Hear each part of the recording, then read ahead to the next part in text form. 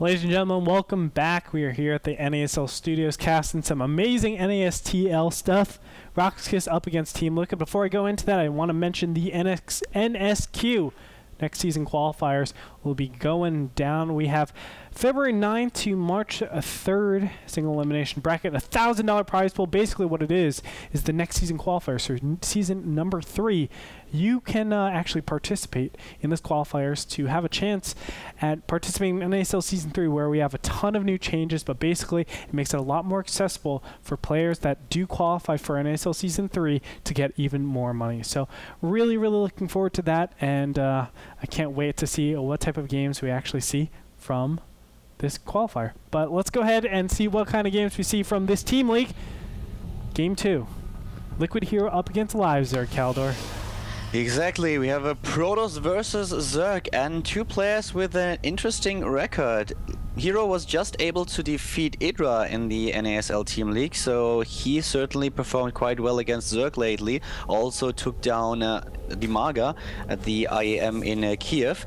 And Live Zerg, usually he's really good at his play against Protoss. It's his best matchup, but in the NASL so far in the Team League he was not successful at all against Protoss players. He lost to Choya and he lost to Kivikaki. So the both games where he actually encountered Protoss, he lost both of them, and let's see if this time he can actually perform as good as usual against the Sons of Ire.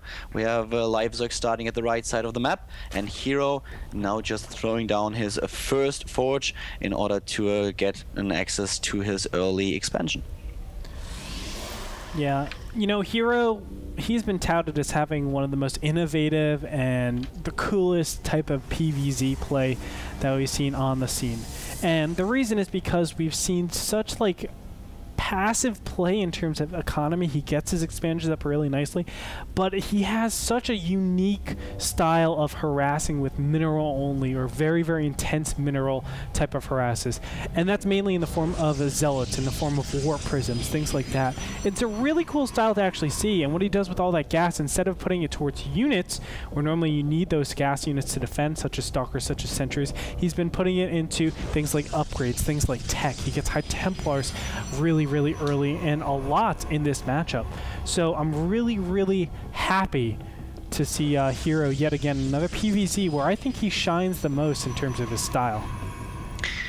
He certainly makes the life for Live Zerg not any easier. He blocks his expansion right away, and Live Zerg still without gas and had to kill the pylon before he can take his natural. So the natural of Liquid Hero is actually spawns a lot sooner, and therefore he's able to get a very decent economy. But as you already mentioned, he's playing it pretty safe. We have the photo cannon in the wall in. He's blocking with a drone, with a probe, just in case that something's happening over there. And now the third base for Live Zerg. So once again, you are faced with the decision as a Zerg player. What are you going to do? Are you trying to put up the pressure, and usually a Protoss player will be able to deal with it in quite a decent fashion, or do you take the third base and Live Zerg decides to go for the macro game? He takes the third right away, and now the ball is definitely in Hero's court.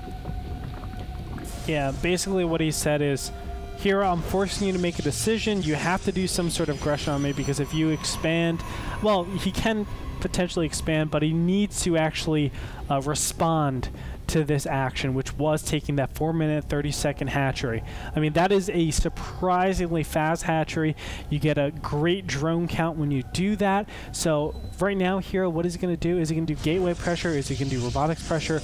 This is where I think he really shines, where he has just so many options that he can do, and he just is overwhelming to his opponents. We have him now with a +1 attack upgrade, and he's chrono boosting the Forge for the second time already, so he definitely tries to get a boost for his gateway units, and we will see a little bit of gateway pressure by Hero. Question is, how is Live Zerg going to react? I certainly expect him to throw down not only the gas that he's taking right now, the double extractor, but I'm still waiting for the Roach Warren to be built so that he can react with the Roaches to the third of his opponent, because as so often, Zerglings just won't cut it when there's a +1 attack upgrade available to the Protoss player. Look at that Twilight Council actually going down for Liquid Hero, so he's moving towards you know, obviously that Twilight tech, which is the Blink Stalkers. It could be Dark Templars as well. We have seen him do that variation, so definitely within his realm of possibilities. For now, it looks like Zerglings are just going to go ahead and shark around, try to pick off any of these stray probes here. See, Hero is setting up. Now, as soon as this +1 hits, he should be pushing out, but he doesn't really have the army to actually do anything, so it's kind of weird for him to pushing out at this point. He doesn't have Warp Gate technology up yet. He's actually getting +2, so this is a +2 timing attack that we'll be seeing. Yeah, with Blink Stalkers, he's researching Blinks as soon as the Twilight Council finishes, and I guess we will see a couple of additional gates very soon. The forward pylon has been built at the bottom left, or is now in the process of being built. There's still a lot of Zerglings roaming the map, trying to scout for pylons. So far they didn't detect the one pylon that Hero built, and Hero is now pushing forward with a bunch of units before the Roach Warren is done, before speed hits, and well, this could be a problem to Live Zerg, especially when Blink finishes and additional Stalkers are being warped in. Kind of interesting. I mean, Live Zerg hasn't really gotten the drone advantage that he wants. 47 to 44 harvesters at this point. Heroes continued making a lot of probes non-stop. The big thing that we have to look at is he's actually cutting right now, and look at all the gateways that are going down. 4 gateways under construction. That puts him up to a total of 7 gateways. This is most certainly a +2 attack, timing attack that I'll be doing with just Mass Stalkers and Blink. And Live Zerg spotted the probe at the bottom of the map. He's now just picking off the probe. He scouted his opponent's main base with an Overlord, so he is well aware of what's happening. He saw all the gates, he saw the Twilight Council, he knows about the Chrono Boost at the Forge, so he knows perfectly well that there's a second upgrade coming, that he does not rely on +1 only, and he knows definitely what's going to happen now. He's already building roaches, speed is about to finish, +1 for his melee units being researched. A little bit surprised that he doesn't try to get at least 1 or 2 Spine Crawlers in order to help him out with the upcoming attack, but for now he's finishing his lair tech. I guess that we will probably see Burrow, because Burrow upgrade is very, very important when you know that your opponent doesn't have detection. Yeah, I have to agree. Right now, all Live Zerg needs to do is concentrate on getting as many units as possible. But that's going to be one of the most difficult things at this point, I think, just because there's going to be constant engagements. So Live Zerg is going to continuously lose units, especially with that 2-0 upgrade. To look at what Live Zerg has. His melee, 0-0. His roaches are 0-0. His missile attacks are 0-0. So he's nerfed quite a bit. Wow, a big sentry influx by Liquid Hero. Very interesting decision. I would think that he would go more for Stalkers, but I think he just wants these sentries to clear up this initial attack, and then he could just continue making Stalkers. And here comes Hero now. We have Live Zerg with Infestation Pit. He wants to get the funnel so that he can stop the Stalkers from blinking. I'm not quite sure if getting his Roach speed is the best decision. I would have preferred if he would have invested the gas into Burrow first. But now he has to deal with this push, and nice flank by Live Zerg, but beautiful force fields by Hero blocking him out. But he still is trapped, and all these Roaches are taking down a lot of units. I really missed the blink micro for Hero. He's not done all that well in this fight, but with a flank that Live Zerg set up this trap, it worked really, really well so far. And this is what Live Zerg has to do, always fight on creep. That's one thing that we saw last week, where Hero took advantage of his opponent off of creep. That's not what Live Zerg is actually falling into that trap. And I like this. He's constantly flanking his opponent into a position where it's not really that favorable even for him to blink out. The Roaches can keep continuing on. Now the Roaches are going to go all the way up off of creep, but there are so many Roaches at this point. I mean, the trades haven't really gone on, so it's actually favoring Live Zerg quite a bit. It's going to force Hero back all the way. +3 attack is being researched as we speak, but still Hero doesn't have a very big army to do anything with it. Yeah, so far Live Zerg is playing really, really well. He's getting Infestors now. He has Pathogen Glance. He didn't have to rely on a Burrow. He certainly would have loved the upgrade, but he is just pushing his opponent back with his positioning. His positioning was beautiful. He picked off all the sentries, and now he is in a position where he can drive him even back into his main base. All the pylons have been killed, and the whole aggression by Hero just evaporated. Live Zerg is now nearly doubling his supply already. Yeah, perfect play by LiveZerg. Now, I have to question this a little bit, but he's going to be pushing forward into the wall.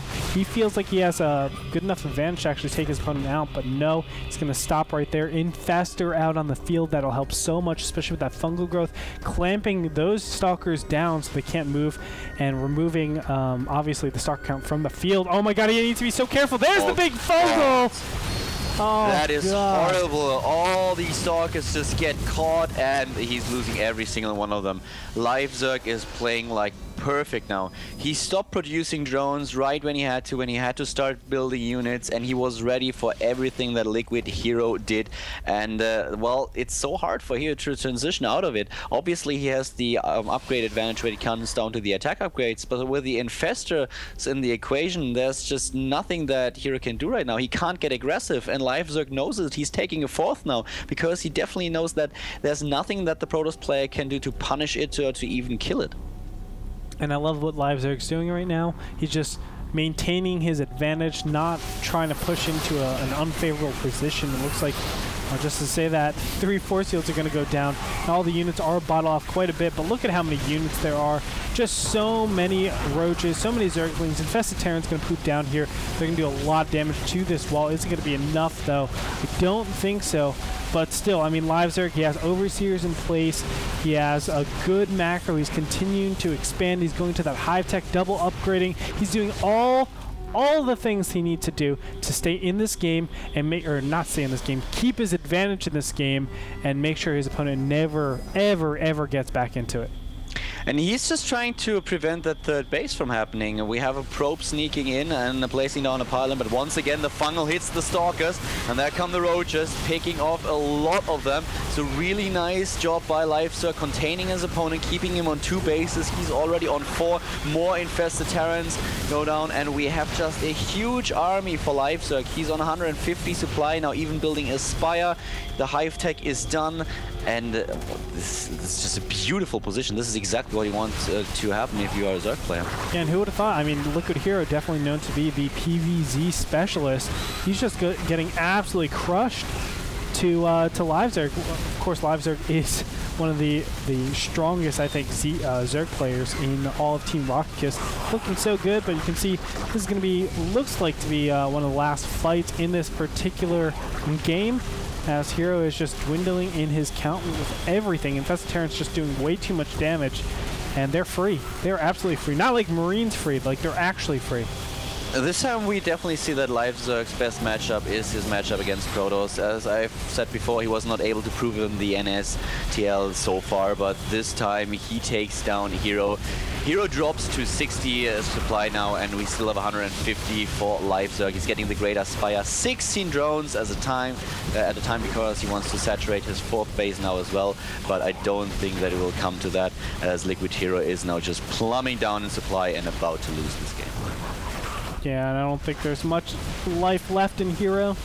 Just formality at this point. The Zerglings and Roaches streaming forward. Infested Terrans are going to be pooping out. I have to say, I mean, LiveZerg, his understanding of just how to position his units. I think that's one thing that we didn't see last week with Hero's match against Idra. The positioning of LiveZerg was just fantastic. And yeah, I think that alone just disabled those the Blink Stalkers from doing nearly as much damage as they should have been. We have 12 Infestors now, Greater Spires, but finished 7 additional Infestors are being built. There will be 20 Infestors. He can just funnel everything to death that Hero has. This is ridiculous. This is like the Destiny number of Infestors. And there's the GG.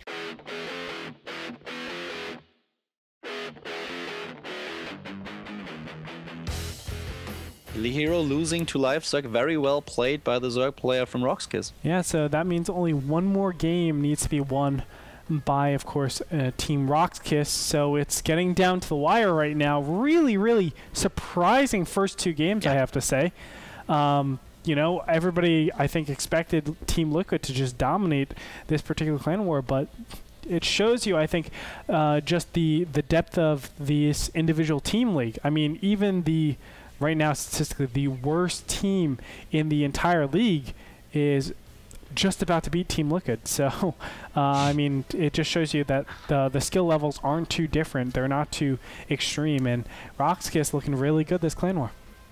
Yeah, they certainly do. So they are up ahead with 2-0, and they only need one more win. But of course, there are a couple of really decent players for Liquid coming up, and they won't give up that early. So let's see if they are actually able to get back into this match. All right, so we'll go into a break, and we'll be back with game number 3, match point for Team Rox.Kis against Team Liquid. Catch us there.